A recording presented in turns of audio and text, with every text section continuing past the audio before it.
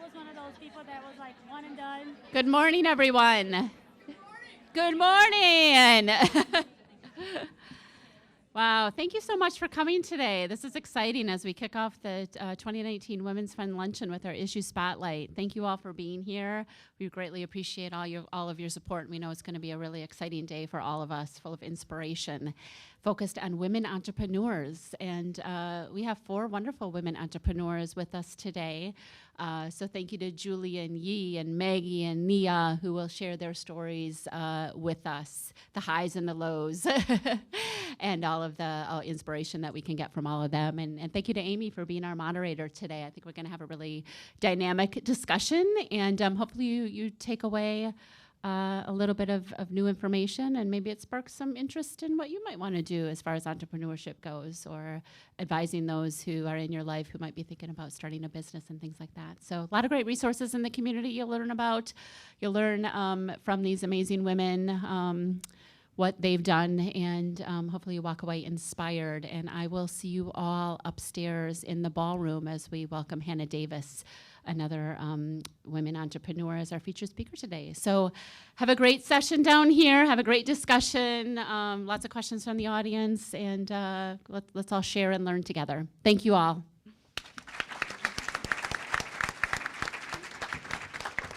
Thank you, Julie, and welcome, everyone. It is wonderful to be here with all of you today. We are looking forward to an inspiring and engaging conversation amongst our panelists for this Issue Spotlight panel focused on women entrepreneurship. So let's go ahead and meet our panelists. Julie, do you want to get us started? Yes, you do. Yeah. What you don't know is we had picked Nea to go first. Okay, my name is Julie Stoffel. I am the owner of Cradle to Crayons Learning Center in Kimberly. We have been open for 11 years. We just celebrated our 11th birthday. I also am a small business consultant for WWBIC, which is the Wisconsin Women's Business Initiative Corporation. A little bit about myself. I'm a mother to 4 beautiful children. I'm biased. I started in education, went to school for education. And after I had my firstborn, I just thought, well, I don't want to send her to somebody else to take care of. So I switched gears, went to early childhood, and decided on that path that I would eventually want to own my own business. My mother was the CEO of a large company. And from there, I just worked my way up the ranks, and then opened Cradle to Crayons. So that's a little bit about me. And how I got tied to WWBIC is WWBIC actually helped me get off the ground shortly after year 1. I worked with a small business consultant, and after I expanded a little over a year ago, they had a location opening in the Northeast region, and I could not say no because I love helping women that are looking to open a business or they're in business, and if I can help people on their way, share my story and a little bit of what I've learned along the way, I couldn't say no. So it's exciting to be with them as well. Okay. Hi, I'm Yee Lee Vue, and I am one of the owners for Bow 91 and Big Pot and Grill here in Appleton. I went to school down in UW-Madison with an undergraduate in retail, and then went on to get my master's in library and information science. So I am a full-time librarian at the Appleton Public Library. Besides from working full-time, I run the 2 businesses with my husband. I have 5 beautiful children. So we're all super women up here. So we all have children. We were talking about that before. The husband and I have started our business about 5 years ago. It was an idea to create a job for him, because during the time when I was in college, he was the main primary caregiver for our children, so that I could be able to continue on with my education. So that's how we got into the restaurant industry, because of working alongside with my mom, who owns Mize Deli. And after working with her for about 6 years, we decided that we were going to open a little food court inside of City Center Plaza, because at that time, my husband couldn't find a job anywhere. After being ready to go into the workforce, he applied everywhere for a job. There was no offer at all, because he's been a stay-home dad for way too long. And he was starting to feel really bad about himself, that he didn't have the skills. He had an education, but he didn't have what the employers were looking for. So I decided that we're going to build a dream for him, and we'll see what happens. And that's how we started the business, and that's pretty much it. Hi, everybody. My name is Maggie Kauer. I currently own and operate the Culvers of Darboy and the Culvers in Little Chute. And then we also have the Culvers of Grand Chute under construction. I've been with Culvers about 21 years. I first became an owner 5 years ago when I opened the Culvers of Little Chute. A couple years after that, then I partnered back at Culvers of Darboy, where I spent most of my Culvers career. I moved up to the Valley and I went to the Tech for culinary arts school. I always knew the restaurant industry was what I wanted to do. Typically when you're in culinary arts school, the fast food portion is not what many people are interested in. And I wasn't either. I thought, I'm not gonna work in fast food my whole life. But I just kind of had this flame inside of me, and Culver's just kept throwing the lighter fluid on it. And here I am, 20 years. Yeah, and then so here I am, and kind of a unique thing about our situation with Culver's is I have one business partner, Glenda, and we run the 2 restaurants on our own. And then our third business, Glenda was my mentor. And then in 2005, I hired this spunky little 14-year-old girl. I was in my early 20s at the time and didn't know, and I've been able to mentor her the past 13, 14 years, and now she's gonna be my business partner in the Culvers of Grand Chute. So we kind of have this, we say like grandma, mom and 2 sisters. Don't tell her I said that. But yeah. So we're not really related, but most often people think that we are mom and daughters. So it's kind of a cool story that we have. Cool. Hi, guys. Oh, I can be super loud even without this microphone, so thank you so much for having me here today. This feels really nice. I feel like I'm in a room with friends because I see a lot of familiar faces here, and I can go like, oh, you like brownies, you like snickerdoodle, you like cakes. I am very humbled to be sitting with these girls here because we've been talking for the last 5 minutes, and I feel like I can't even talk about myself without acknowledging how crazy awesome these girls are. I have a little business, but these girls have way more kids than I do. And that plays a really important part in entrepreneurship. Yee here, this woman here, we're gonna talk later a little bit more, but she's like, oh, I've been talking to you, I work at the library, right? I'm like, oh yeah, we have to get the library thing going. I'm like, she's like, oh, I also have Bowl 91. And I'm like, okay, I made you some cupcakes for an event, didn't I? And then now she's like, she's got the big pop lace too? Yes. I love the shrimp there. So go there, get her shrimp. I am Nea. I am the owner of Whisk and Arrow. Before being the owner of the shop, I am a wife to my lovely husband that I've been with for 8 years. We've known each other for 10. I am mom to Sophia Maria, who's 3.5, and yesterday asked me, why is pea yellow? Then I looked at her and I said, well, it's because you're not drinking enough water. It should be clear. So when I'm not dealing with those very important things at the house, I am managing 12, 13 people at the shop. We make delicious cakes, cookies. Oh, and I forgot to say, I have the most beautiful daughter. I'm a pastry chef. I did not start I didn't think I wanted to be a pastry chef. I wanted to be a teacher. I was just telling the girls earlier, I did go to school for early childhood development and all those things. In Brazil, I can legally teach. I'm a teacher that licensed down there. And then when I moved to the States, I kind of could do whatever I wanted. And I decided that I really didn't want to teach anymore. And then I thought, oh, I'm going to be a journalist maybe because I love writing. Maybe I'm going to be an actress because I live in Hollywood anyways. And then that was like, nah, I don't want to do this. So I've lived in a lot of places, and I've thought I've wanted to do a lot of things, and my escape was always baking. If I was having a great day, I would bake for my friends. If I was having a sad day, I would bake even more and eat all of it. So one day it just clicked. Why don't you just do this? I am very particular. My husband would say, I don't do artificial anything anywhere other than in my hair.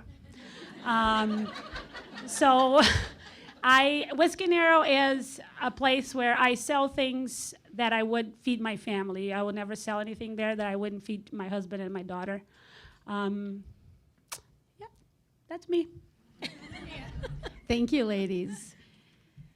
As many of us know, entrepreneurship can provide a path to economic and financial security and independence, although that path is usually full of challenges and not smooth. So what I would like you to share with us now are, what do you think some of the pros and cons of being a female entrepreneur? And we can start with Yee.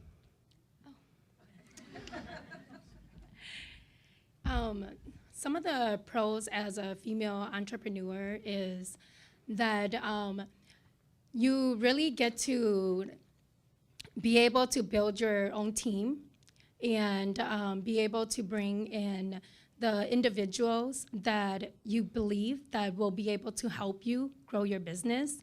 And those individuals are able to look up to you because for myself as a woman entrepreneur, I like to inspire others. I like to offer others opportunities. So these individuals that we hire look up to me a lot. And I feel like even though my husband is the person that is behind two of our business, he sees me as the face for our restaurant. He sees me as an important figure in the community. So I am like a leader. I'm like a mom to all of the employees that I hired at our restaurants. So that's some of the pros that I see is being a great leader for the restaurant. Some of the cons is it's really difficult when you're a woman and you're trying to approach like a company that you need them to come and do plumbing, electrical work, or just anything that is more a men's job, or it's a stereotype. And when you call the companies and you don't know what, the words, or you don't know what they're talking about, like I'm clueless. I can cook and I can create and develop a menu with my husband, but I'm really clueless when it comes to ventilation, HVAC. So to me, I feel like that's a disadvantage because we don't have somebody who will be able to guide us in that. And being a woman, a lot of times they already look down upon you because that's not, you're not skilled in that already. So that's one of the disadvantages. And also sometimes I feel like when there's issues that arise, I always tell my husband, you need to be the person who needs to talk to other men or other people so that they have more respect versus me. And he's always like, nope, you do it, you talk to them. So that's something that I always feel like I always have to force myself and push myself to do it because he doesn't want to do it. So I'm being honest from my own personal experiences. Yeah. Can I add to that? Sure. See, I don't have a problem with my contractors because I pay them with cookies. Yeah. See, I don't have cookies, that's why. No, I have. I wanted to compliment what you're saying because I don't have a problem with contractors because I kind of talk to them how sometimes I'm a guy, I don't let them get away with talking to me like I'm a stupid little girl because they're not gonna win, And so I have awesome contractors if you ever need some. But something that really traumatized me, and I tell this story, I'm going to tell this story as many times as I need to. When I went to start Whisk and Arrow, I, as the somewhat feminist I am, looked for a female accountant. And I made an appointment with her because I wanted advice. I went with my husband, and we sat on a round table, and she had a folder in her hands, and she hands it to my husband and says, "So what kind of business are you starting?" Oh, no. Girls, you have no idea how much my blood boils right now thinking about it. So yeah, she didn't get my business because it's like, sister, seriously, I made an appointment because I wanted to give you those $1,000 every month that costs to have an account and do your stuff. And you hand this to my husband and says, "What kind of business are you starting?" And then I pulled it to myself and I said, "Well, it's actually me and it's a bakery." And then she goes, "Psst."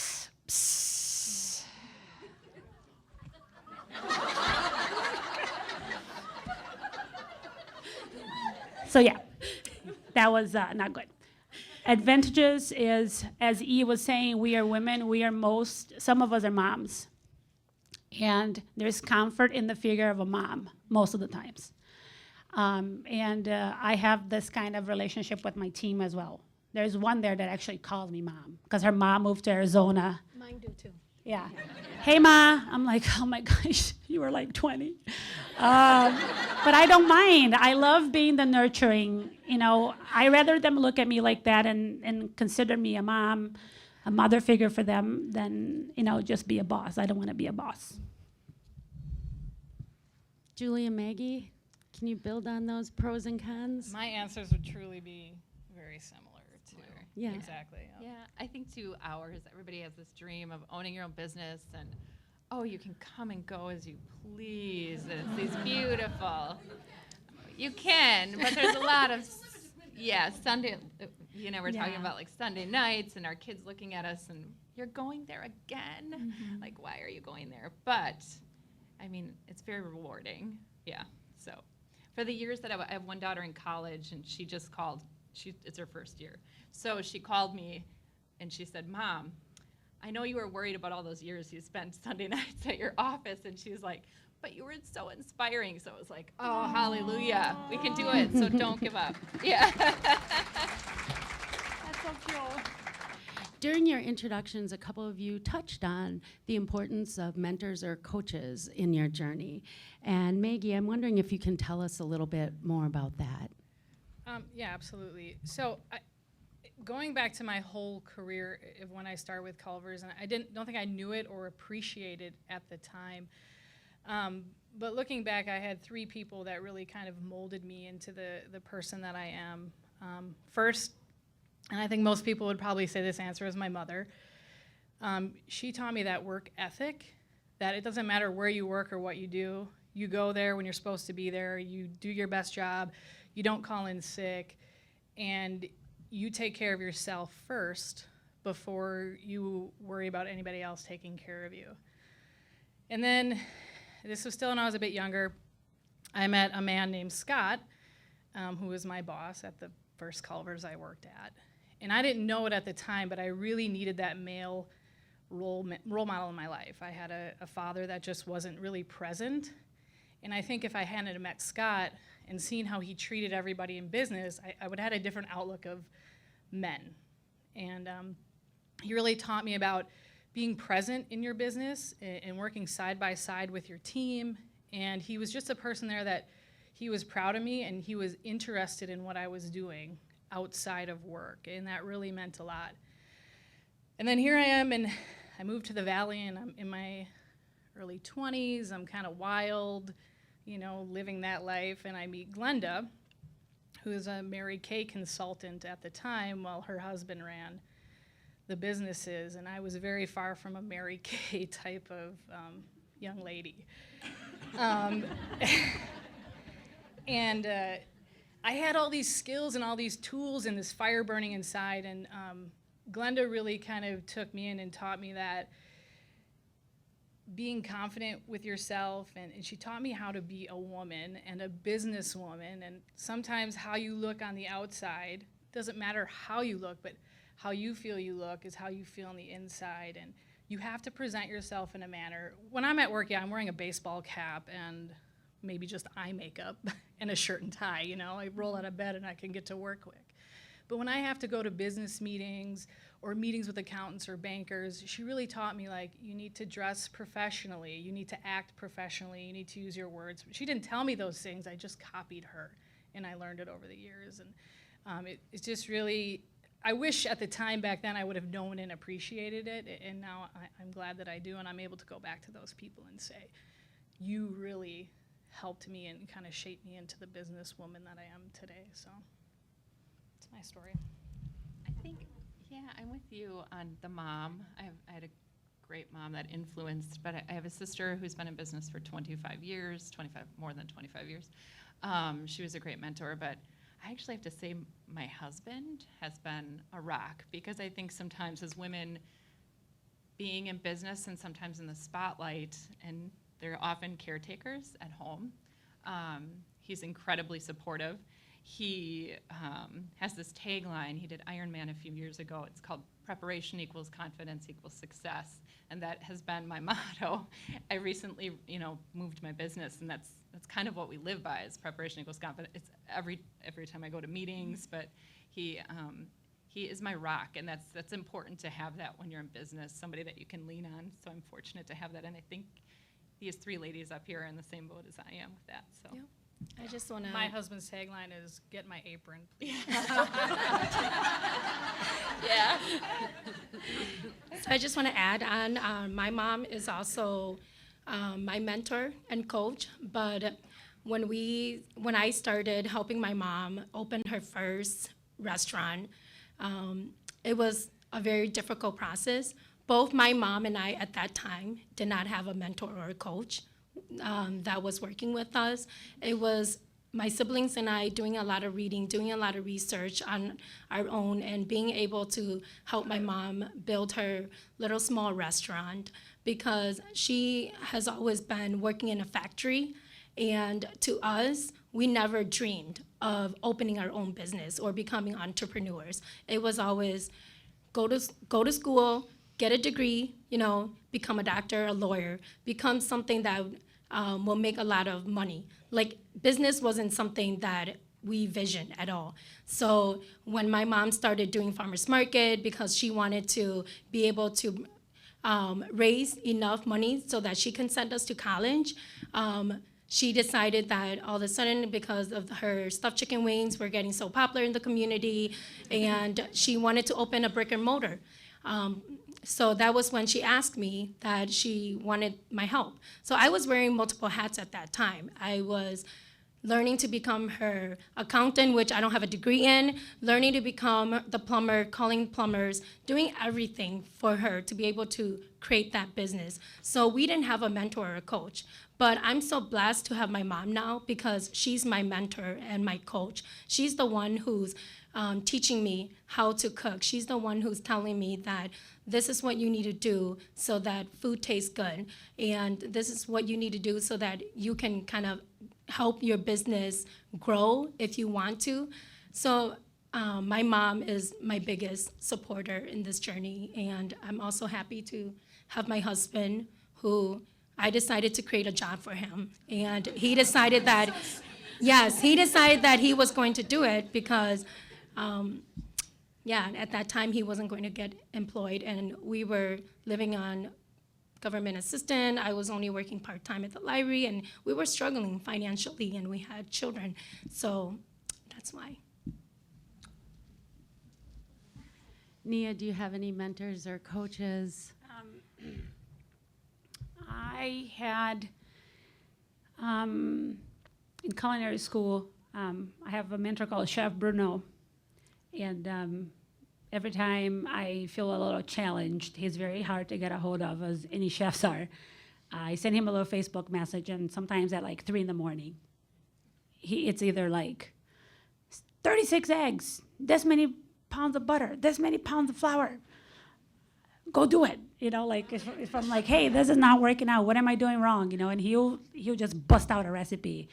Or it's mostly recipe-wise, though, because the guy is, he knows everything about everything that has to do with pastry or cooking or anything like that. I have been working since I was very little, so I've always had I always got along better with older people than people my age, because I just didn't have time for them. So my first boss, I started teaching English, believe it or not, when I was 16 years old.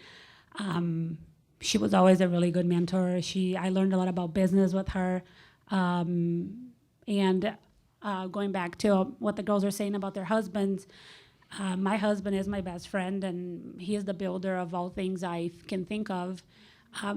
But funny thing, last week, Amy and I were on the radio, and I get home and I say, hey, did you hear my interview? And he goes, since when do we give our employees 30 days of paid vacation? And I told him, since when I decided that was gonna happen. And then he goes, I don't get 30 days of paid vacation. And I said, well, you're working for the wrong company.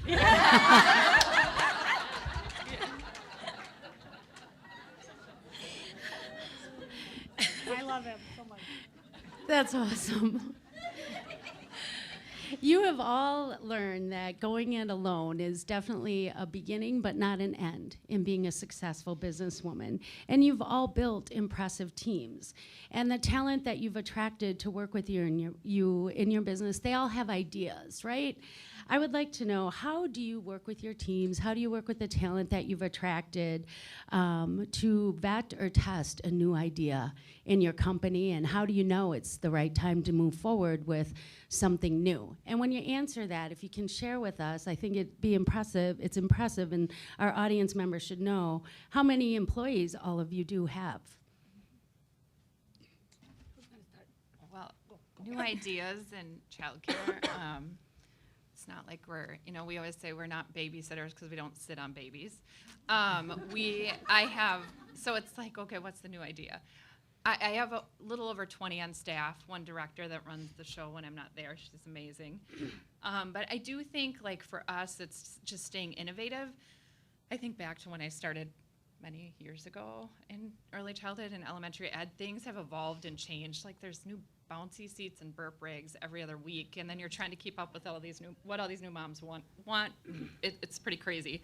So we use our staff meetings and trainings. We have meetings once a month.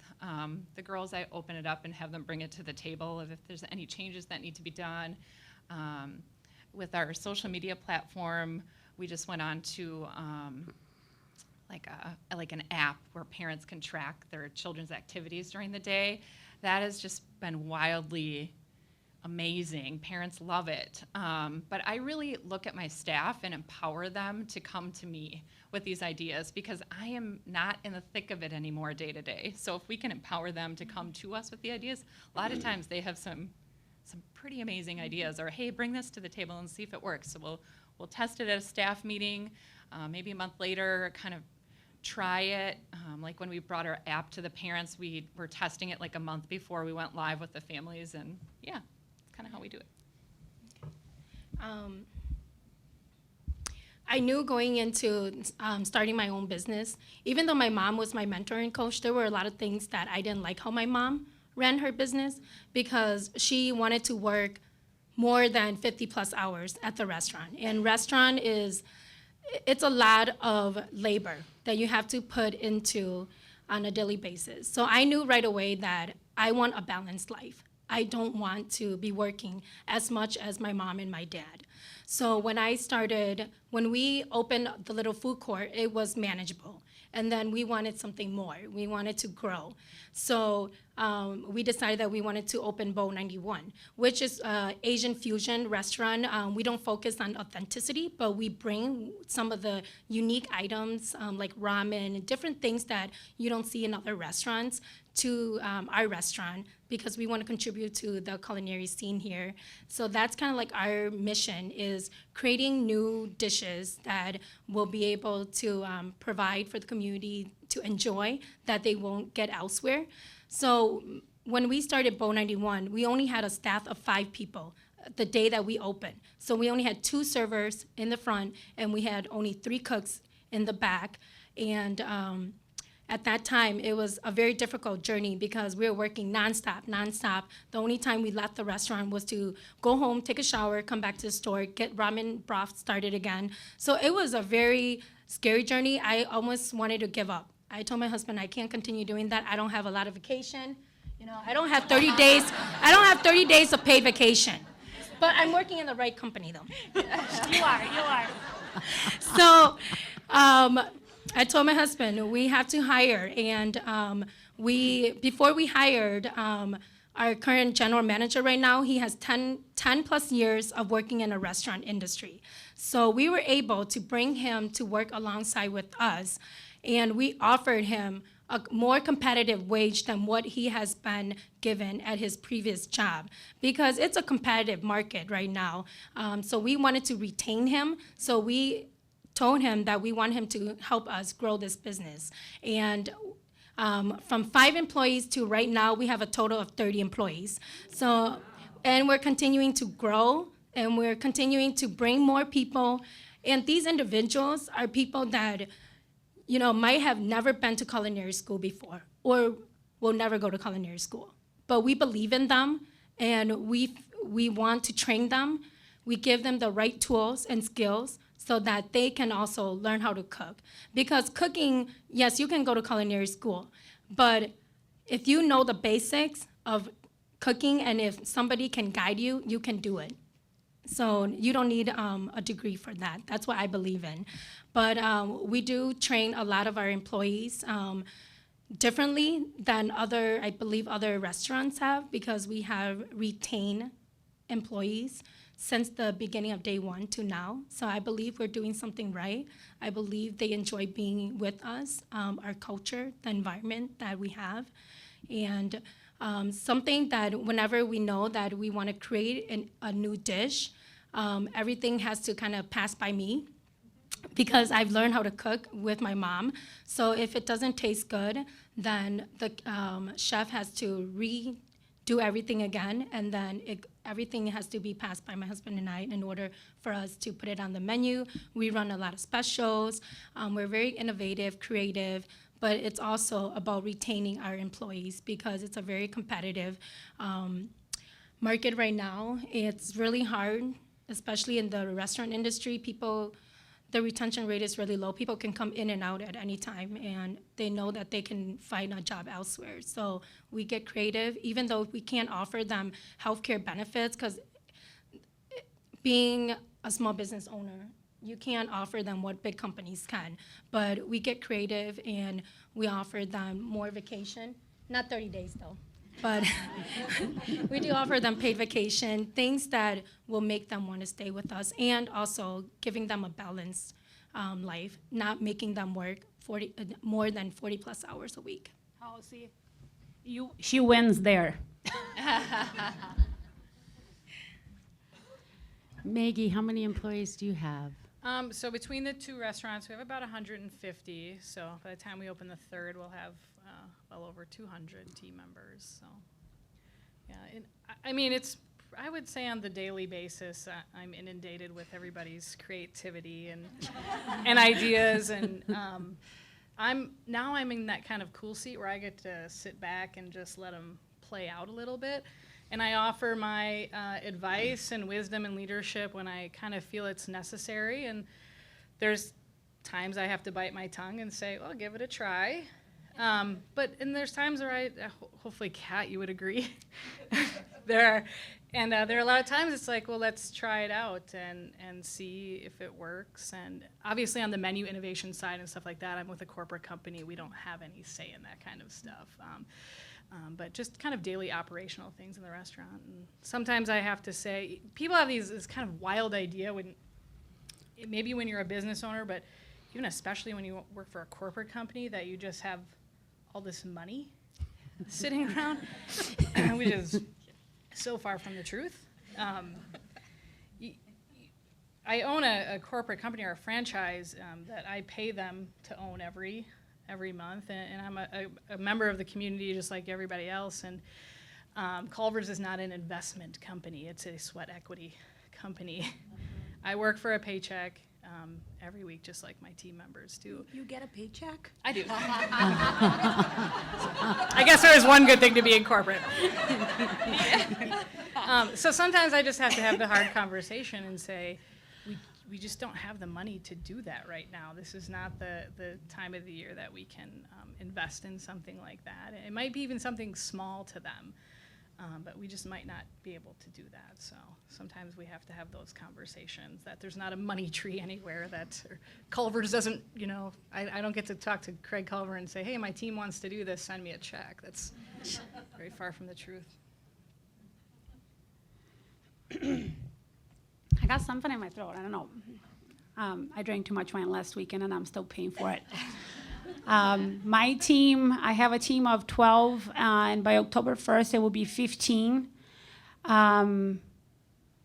They do work more than 40 hours a week. It's crazy. Some weeks I look at the girls' paychecks, and there's like 29 hours of overtime, and I'm just like, it's going to get better. And they know, and that's why we keep hiring people, because the business keeps growing. And one of the things that I like to tell other people that own businesses is learn to delegate. I'm very good at delegating. I am very particular at how I train my staff. But once they know what they're doing, it's like, it's all you. You know, if you need me, I'm right here, but you can do it. Oftentimes, you don't get the freedom at work to believe in yourself. You know, like I teach my staff how to make a cake, and they're like, oh, I don't know if I can do this. And I said, well, you have to do it, because it's due at 3 o'clock in the afternoon, and I'm not doing it. So, you know, I believe in them because I know that they have the ability of doing it. And sometimes we just need a little extra push, you know, have that person that really believes in you. And everybody that starts at the shop, I tell them, I am very demanding. I am a control freak, but I am very fair. And you are allowed to make mistakes here. You're allowed to mess up a batch of chocolate chip cookies that cost me a lot of money because it's all Belgium chocolate. You're allowed to forget the eggs in there, because I've done it. Other people have done it. And I always tell them, I said, do you have your arms? Do you have your legs? Did you break any bones? Do you still have your hair? Like, as long as you're in one piece and you're not broken and hurt, in 5 or 10 years from now, that kind of money that I lost on the batch of whatever it is that you're making that you ruined, it's fine. It doesn't. So one of the big things is delegate, and don't sweat the stuff that's not going to matter in 10 years from now. And that empowers my team to be free and to allow themselves to make mistakes, because I remember when I was teaching English, and you learn better if you make a mistake, and that sticks to your head, you know? Like, how do you teach little Brazilian kids that you say vegetable instead of vegetable? Because the word table says table, so why is vegetable not vegetable? But you let them say that wrong a few times, and they will eventually remember that it's vegetable. And it's the same thing with cooking. It's the same thing with running any kind of business. You know, allow people to make mistakes, and don't throw a fit about it, because you also make mistakes. You know, maybe not in front of your team, but we all do. As moms, we make mistakes every day. You know, so that's the thing about my team. I empower them to be the badasses that they can be. I think you are all impeccable examples of the power of women entrepreneurs and business owners, and the positive impact that they can have in their community. Just between the 4 of you alone, you employ more than 200 people currently in our community. And that is important, and it is critical to the vibrancy of our area and to our economy. And female entrepreneurship is really important and needs to continue to grow, I believe, in our community. I'd like you to be able to share in the last few minutes we have with our audience, talk about some of the ways in which you and your business and your team are involved in the local communities where you operate. You want me to start? Do you want to go? Do you want to go? It doesn't matter. You can go. I will take a different approach because I work for WWBIC. So Cradle to Crayons, obviously I do a lot of work in nonprofit. We do events at the center. My son runs a huge event called Cole's Cancer Crusade that my staff is a part of. If you could Google Cole's Cancer Crusade, you'll find him. He's all over the place. So that I do that with my center. But as far as women and women in business, that's how I got involved with WWBIC. I forgot to say my mentor, one of my main mentors was from WWBIC, Lynn Keckeisen. She really helped me through the years of business ownership, but that's why I decided to join their team, because they have this present in the state of Wisconsin, and if I could help other women, empower them and educate them, and maybe they aren't quite ready to own a business yet, but they have to take a QuickBooks class or visit Amy and learn how to do, business plan or something. I mean, there's so many options, and WWBIC is tied into that with lending and coaching, and if I can consult the women that are in business, and men and veterans, and minority, we cover everything. I think that's great. So that's kind of where I stand with where we are and helping the community grow up here, especially in the Northeast region. So that's where I stand on that. So when my husband and I opened City Cafe, we were just a small little food court, but I am really big in giving back to the community, whether it's small or big. So within the first 2 years of City Cafe, we did a City Cafe Cares Week where it was a whole week of giving out free meals to individuals who were experiencing homelessness in our community, and then 30% of the proceeds went back to, at that time it was the homeless, yes, the Homeless Connection, but now it's Pillars. So we did that, and we gave them tickets. They came through. They picked anything that they wanted to eat from the menu. We didn't just give them a selected menu. We wanted to be able to allow them to select anything from the menu. So that to me was really important, being able to help individuals who are struggling in our community. And we were able to be, the first year we did, we gave out free meals. I think it was over 100. Meals that week. The second year we did, it was a little bit more than 100, and the proceeds went to Homeless Connection at that time. Currently right now with our Bow 91, again, whether it's small or big, any donations that we give out, if it can give an impact to the community, we don't say no. We offer them, if it's $100, $500 gift cards, anything that people ask us, we do give out to them, because I believe in giving others donations, being able to help our community so that we can all benefit from it. Besides from that, I feel like right now I am a mentor and a coach for many other women who are interested in becoming women entrepreneurs in our community here. I don't see them as becoming a competition to me at all. I don't see any of the restaurants right now as a competition. I see us all working and doing the best that we can to create great food for our community. So it's always community over competition for me, because I feel like if I have a story, I want to shine, they also have their own story, they want to shine too. So it's all about us working together for the community. I'm currently a mentor and a coach right now for one of my good friend who is thinking about opening her own restaurant, her own catering. She currently has a catering business right now, but she's in the process of debating and deciding where she wants to open her restaurant. So to me, I want to be that woman who can empower other women.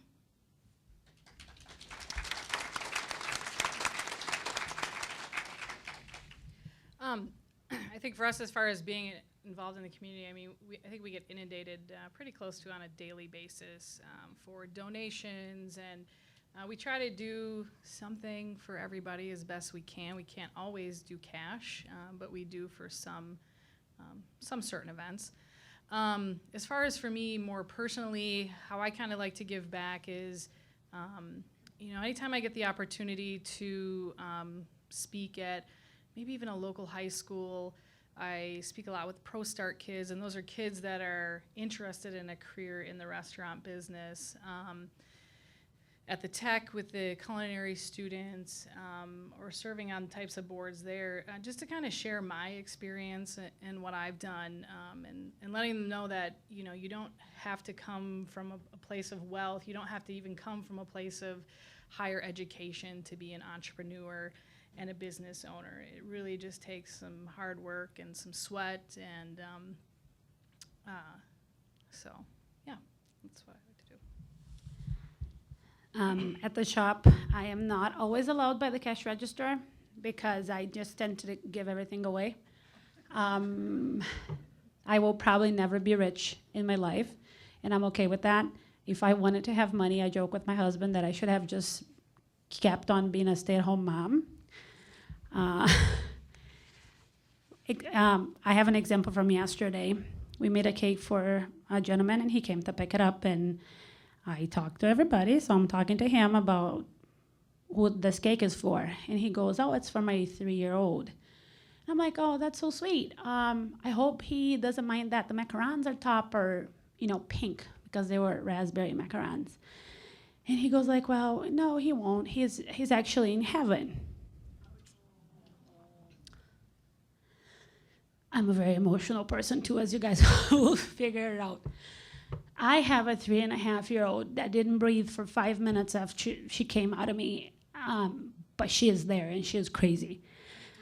And here we made a cake for a little baby that's in heaven that passed when he was 9 months old. I went to the register. How am I going to charge this dad for a cake? I have to charge because I have to cover 12 paychecks right now. But I did give him a nice discount because I am lucky to have a healthy 3.5-year-old. So we give to the community in little things like that. Trust me, guys, Whisk and Arrow would be a nonprofit if I was rich because I just like to bake for people, But my team counts on me for their bills, so I have to be a little more responsible. We give away to however many events we can every year. There's a couple big events that we do every year. I have big plans for Whisk and Arrow. I have like 10-year plans, and one of the plans is we will have classes, cooking classes, and I will make money out of those. Yes, I will, because I'm an entrepreneur. But I also want to teach people in the community. I want to empower women to start their own businesses.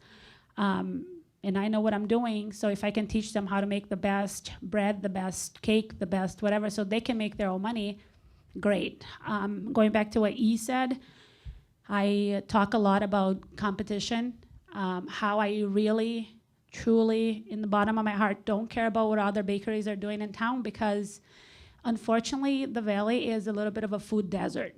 I have lived in Philadelphia, in Atlanta, I have lived in Los Angeles, I have lived by San Francisco, and that's why I'm so proud of this woman, this girl too, because she's got the best burgers.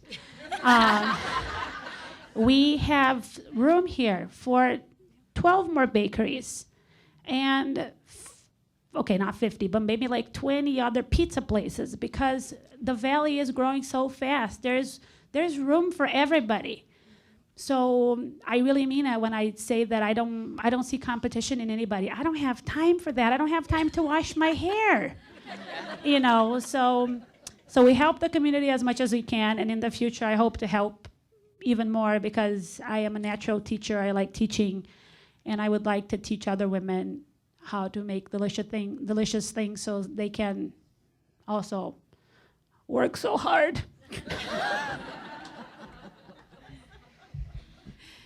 Well, we've only got time for one other question. The last thing I'd like you to share with our audience today is, what wisdom would you give to other women who want to follow in your footsteps? I can go. I'm not sure if this is wisdom, but I think for a long time you kind of get in the grind no matter what. The three of us happen to be restaurant owners, but no matter what type of business if you're there, you're working, you forget about you, and you forget, once you get to the top, nobody pats you on the back anymore. You're patting everybody else on the back. And it was a couple of years ago, I was driving by, and I have a billboard on Highway 41. I had 2 of them at the time, and I thought, whatever, it's Culver's billboard.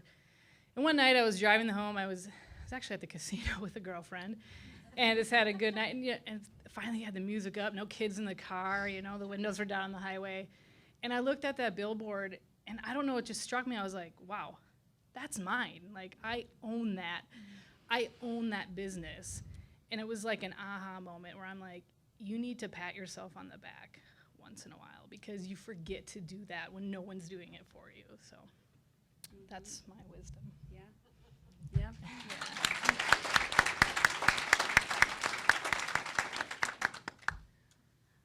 Trying to think. There's so much, so little time. A battle that I'm fighting right now is my husband is my very silent business partner. And because the shop has been in this crazy growth spurt, it's like a baby, right? I am trying to find, I think that if you start a business, the whole thing about work-life balance, at least in the beginning, it's just like a unicorn. It does not exist. It doesn't. And if you lie to yourself that it does exist in the beginning, you're setting yourself up for failure. Because expectations are the root of all unhappiness in the world, high expectations. I am trying to go back to being like sweet Nea, the girl that my husband fell in love with. He's still in love with me, and I'm still in love with him, but I am very bossy.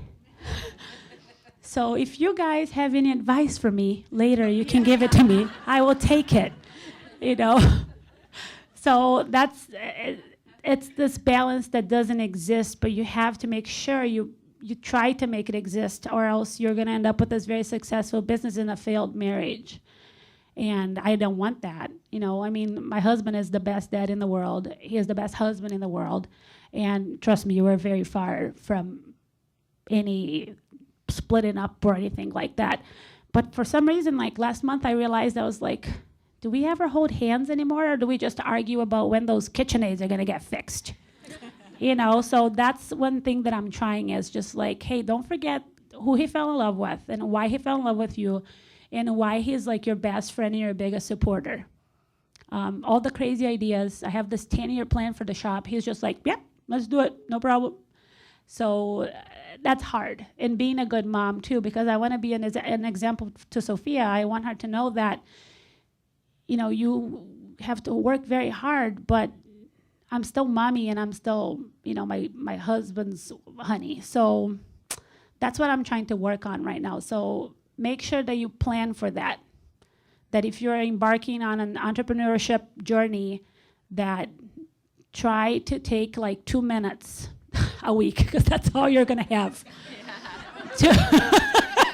To be that nice wife and to be the mom that your kids need you to be.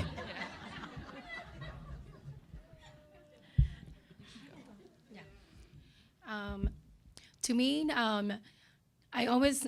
nothing is impossible. I always feel everything is possible if you put your mind and your heart and your soul into it. I used my examples of my mom all the time, even without an education, never held a pencil before, worked in a factory. She had a clear goal that she wanted to be able to support her children. Even without an education, she didn't let any of those barriers stop her from creating her business to being able to continue operating her business. It's going to be 10 years soon. So she continues to do it. And for me, coming here in 1991 as a refugee, I didn't know I was going to, go to college, finish college, come work for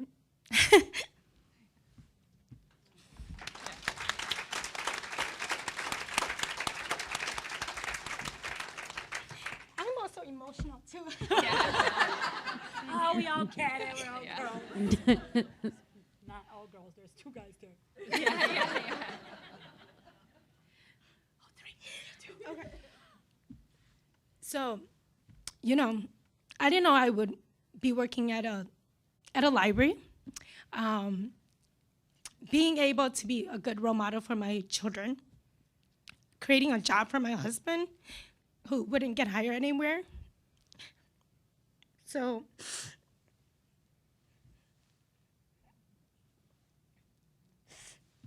to me, anything is possible. Don't let anything come in your way. If you feel like you want to start a business, you want to go and finish your degree, anything is possible. That's why when we train new employees in our workplace, they don't have to go to culinary school to become a chef. They don't have to know. They don't have to have that education to be able to be the general manager. Our general manager didn't even go to college, but he's a great general manager. He's able to retain all my staff. He's able to work daily to keep my store running while I continue to do what I love to do at my job. So I believe anything is possible if you put your heart and your mind and soul into it. There's a light at the end of that tunnel. My parents have sacrificed so much for me to be able to be here today, and that's what I want to do, is continue, empower other women, and also for our future generation to come.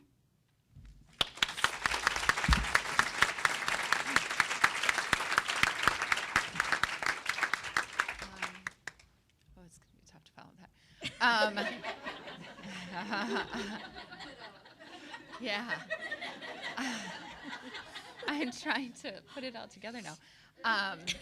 I'm just like them, highly emotional, so I'll probably lose it in this last one too. I started with WWBIC about a year ago, and I was just Julie that owned Cradle to Crayons and Little Chute at the time. It was this little place, and I just didn't think much of, I shouldn't say I didn't think much. I thought a lot of my employees and what they did day to day, but it wasn't until I got involved with WWBIC and met Elise, she's sitting over there, the project director for our Northeast office. And we would go to places and she'd be like, "This is Julie, she owns Cradle to Crayons." And I'd be like, "Oh my gosh."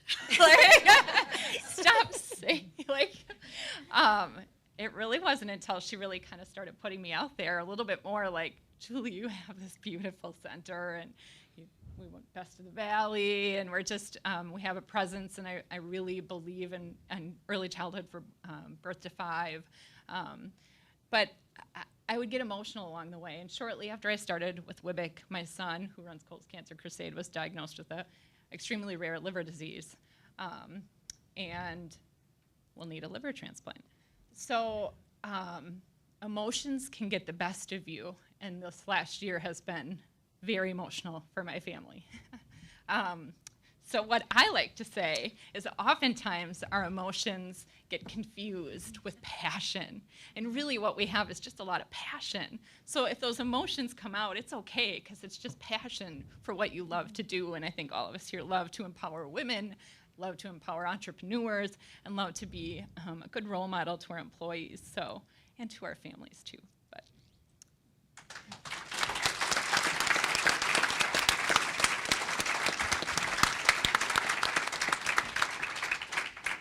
Thank you all for being here today.